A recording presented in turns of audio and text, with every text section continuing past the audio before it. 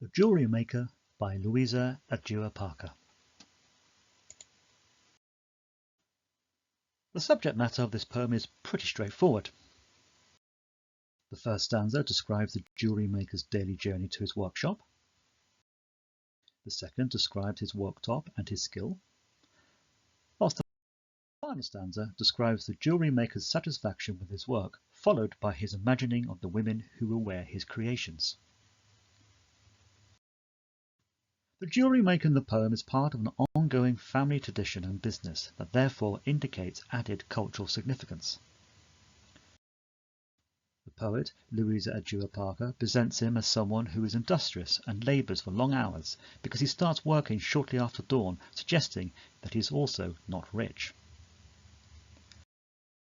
We're not told in which country he works, but it is likely somewhere rural and hot because of the reference to a wild dog and the heat of the ground along with the cloudless sky.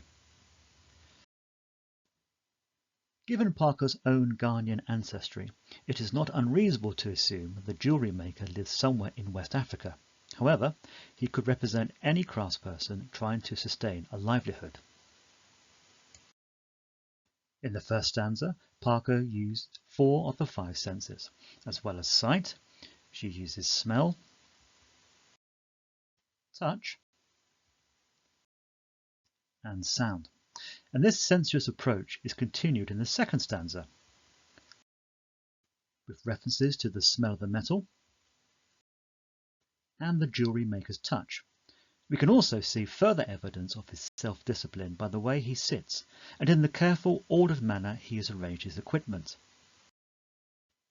He is similarly focused and controlled whilst working, with the metal almost surrendering to him under his precise fingers.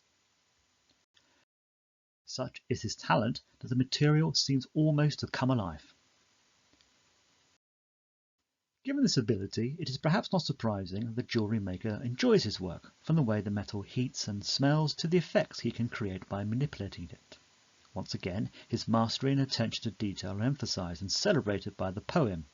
Yet, despite his clear talent, job satisfaction, and the high prices his work must command, the jewellery maker himself remains poor.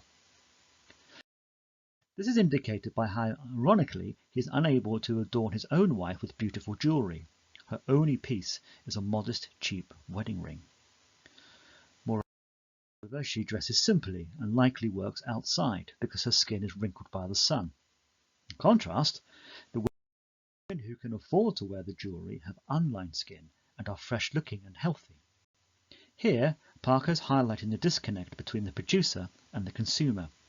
The former isn't fairly rewarded by the money paid for their work by the latter. It could be argued that this symbolises how the rich nations exploit the poorer ones. This exploitation of the powerless by the powerful is a theme of many of the Worlds and Lives poems, in particular England in 1819, Pot and 13. Likewise, Pot references a handcrafted object which gives pleasure. The tribute contained in the jewellery maker to the ordinary and often overlooked is an outlook that is present in homing as well. Liz Berry's poem centres on heritage and its importance, which can be found in Parker's poem too, and is also in Grace Nicholls' Like an Heiress and Roger Robinson's A Portable Paradise.